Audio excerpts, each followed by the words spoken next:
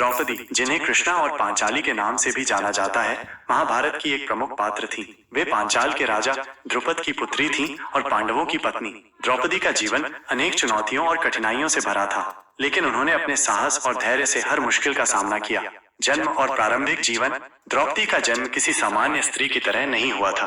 वे पांचाल के राजा द्रुपद की पुत्री थीं और उनका जन्म एक यज्ञ से हुआ था। उनके पिता ने एक ऐसा पुत्र चाहा जो द्रोणाचार्य को पराजित कर सके और द्रोणाचार्य से बदला ले सके, इसलिए उन्होंने एक यज्ञ किया। उस यज्ञ से एक कन्या उत्पन्न हुई जिसका नाम कृष्णा रखा गया। यही कृष्णा आगे चलकर द्रौपदी के नाम से प्रसिद्ध हुई। द्रौपदी का रंग श्याम था और उनकी आंखें कमल के समान थीं। वे अत्यंत सुंदर और तेजस्वी थीं। राजा द्रुपद ने अपनी पुत्री द्रौपदी के विवाह के लिए एक स्वयंवर का आयोजन किया था। उन्होंने एक विशाल मंडप का निर्माण करवाया जिसे अनेक प्रकार से सजाया गया था। इस मंडप में एक ऊंचा मंच बनाया गया था जिस पर एक सोने का खंभा लगाया गया था। उस खंभे के ऊपर एक घूमता हुआ चक्र लगा था और उस चक्र के बीच में एक मछली की आकृति बनी हुई थी। स्वयंवर की शर्त। राजा द्रुपद ने यह घोषणा की कि जो भी राजकुमार या योद्धा उस घूमते हुए चक्र के नीचे से मछली की आंख को निशाना बनाने में सफल होगा, वही द्रौपदी का पति बनेगा।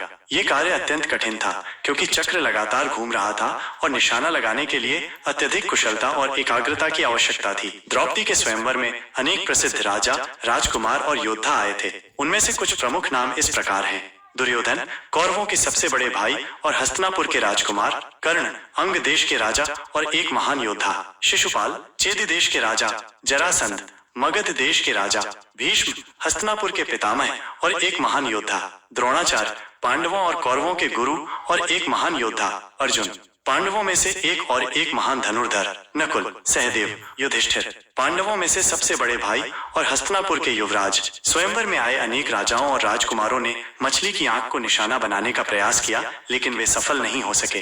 दुर्योधन, कर्ण, शिशुपाल, जरासंध आदि जैसे वीरों ने भी प्रयास किया, लेकिन वे भी असफल रहे।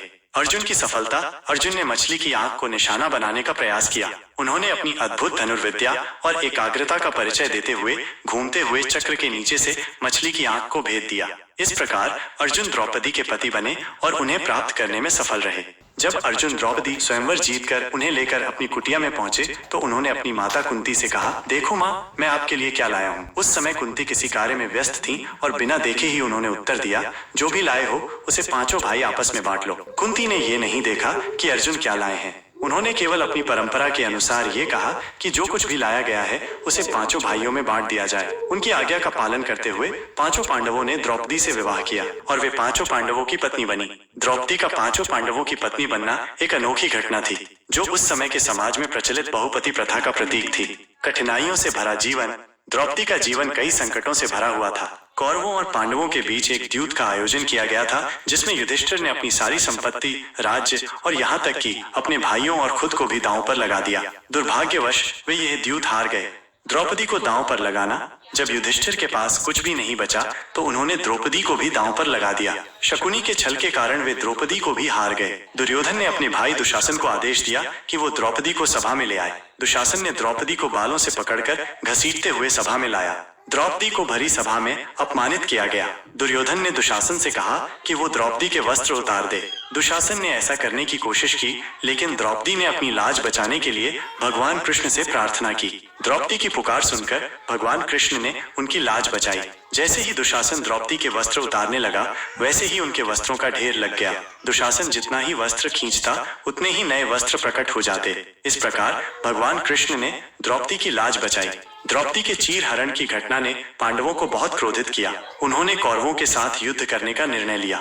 जुआ हारने के बाद पांडवों को 12 वर्ष के लिए वनवास और 1 वर्ष के लिए अज्ञातवास की सजा मिली। द्रौपदी ने पांडवों के साथ वनवास में जाने का निर्णय लिया। वनवास के दौरान पांडवों और द्रौपदी को अनेक कठिनाइयों का सामना करना पड़ा। द्रौपदी ने वनवास के दौरान अद्भुत धैर्य और साहस का परिचय दिया। उन्होंने पांडवों को हमेशा प्रोत्साहित किया और उन्हें धर्म के मार्ग पर चलने के लिए प्रेरित किया। 12 वर्ष के वनवास के बाद पांडवों ने 1 वर्ष का अज्ञातवास बिताया। इस दौरान उन्होंने अपनी पहचान छुपाई और विभिन्न रूपों में रहे। द्रौपदी ने भी अपना रूप बदलकर अज्ञातवास में पांडवों का साथ दिया। 13 वर्ष के वनवास और अज्ञातवास के बाद पांडव अपनी राजधानी इंद्रप्रस्थ लौट आए। वनवास के दौरान पांडवों और कौरवों के बीच तनाव बढ़ गया था। कौरवों ने पांडवों को उनका राज्य वापस करने से इनकार कर दिया, जिसके कारण दोनों पक्षों में युद्ध की स्थिति बन गई। अंततः पांडवों और कौरवों के बीच महाभारत का युद्ध हुआ। ये युद्ध 18 दिनों तक चला और इसमें दोनों पक्षों को भारी नुकसान हुआ। पांडवों ने इस युद्ध में विजय प्राप्त की, लेकिन उन्हें अपने कई प्रियजनों को खोना पड़ा। महाभारत के युद्ध के बाद युधिष्ठिर ने हस्तिनापुर के राजा के रूप में शासन किया। उन्होंने धर्म और न्याय के साथ राज्य का संचालन किया। युधिष्ठिर के बाद अर्जुन के पौत्र परीक्षित हस्तिनापुर के राजा बने। कुछ समय बाद पांडवों ने सांसारिक जीवन त्यागने का निर्णय लिया।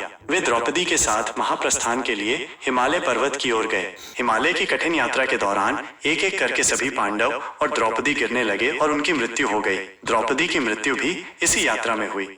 महाप्रस्थान के अंत में केवल युधिष्ठिर ही जीवित बचे और वे सशरीर स्वर्ग में गए। इस प्रकार द्रौपदी की मृत्यु पांडवों के महाप्रस्थान के दौरान हुई। उन्होंने अपने पति के साथ सांसारिक जीवन त्याग दिया और उनके साथ ही मृत्यु को प्राप्त किया। द्रौपदी का व्यक्तित्व। द्रौपदी एक बहुआयामी व्यक्तित्व की स्वामिनी थी। वे सुंदर, बुद्धिमान और साहसी थी। उन्होंने अपने जीवन में अनेक चुनौतियों का सामना किया, लेकिन कभी हार नहीं मानी। वे एक शक्तिशाली और प्रेरणादायक महिला थी। द्रौपदी का चरित्र नारी शक्ति का प्रतीक है। उन्होंने अपने समय के समाज में महिलाओं के खिलाफ होने वाले अन्याय के खिलाफ आवाज उठाई। द्रौपदी का जीवन हमें सिखाता है कि हमें कभी भी हार नहीं माननी चाहिए। हमें हमेशा अपने लक्ष्यों को प्राप्त करने के लिए प्रयास करते रहना चाहिए।